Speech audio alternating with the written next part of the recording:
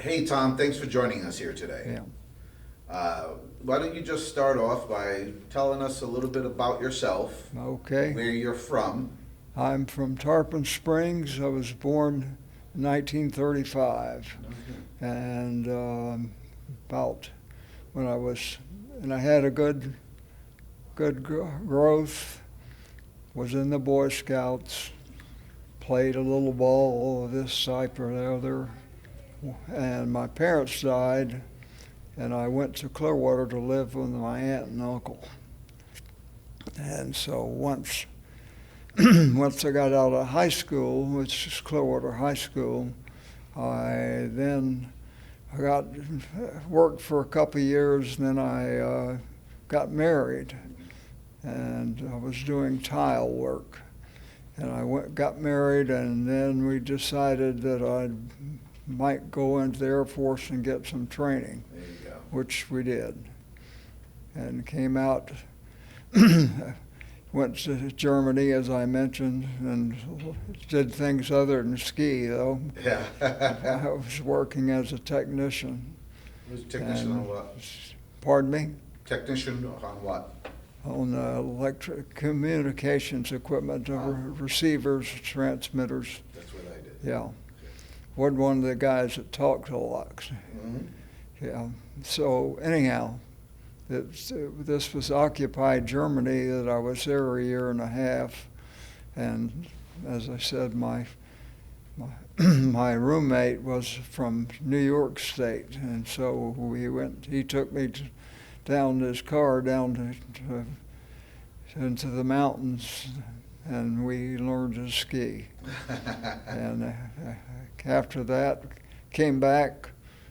My oldest daughter was born while I was still in the Air Force, and then I moved on to Honeywell. From Honeywell for 10 years, learned a lot, went to school at night, and then along came some entrepreneurs that wanted to start a company, and so I quit Honeywell and went with them. It was Paradigm was the name of the company.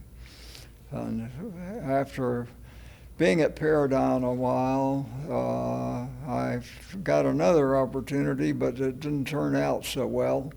But it was a small company, Vistar, and so I went along there for a while, and I got a call from California, an old supervisor I had from Honeywell, from Paradigm, excuse me. And he invited me to come out there and work with him, which I did. So along with those lines, I did a lot of traveling. My wife with me. Moved out to California for a few years, traveled a lot, went to China for the company name. Yeah, and went then. Let's see, we went up to Alaska and had a whole family in Alaska. And then yeah.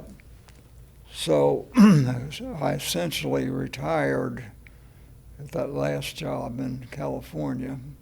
And there my wife and I traveled, as I mentioned. We had been to Europe, but we went on a cruise around South America and did some other trips out west. And as I think I mentioned, I went into RVs, started out with a trailer, an old Airstream, and went to a motorhome. Nice. One day with a motorhome going through the heart of Atlanta, I couldn't get the thing to move. And the guy came, was sitting back waiting on me, blocking the traffic, came and showed that we had something jammed under the accelerator. So that was a little bit of a scare. Yeah, sure. On and on, grandchildren, great-grandchildren, 5 great-grandchildren. 5. Yeah. three children, 5 grandchildren, and 5 great-grandchildren, and they're thinking another one's on its way. Were there any moments in your service that were very memorable for you during your service? No, not really. Good enough. Yeah. So when you decided to leave the service, when did you decide to leave the service? When I was stationed in Louisiana, Okay. yeah.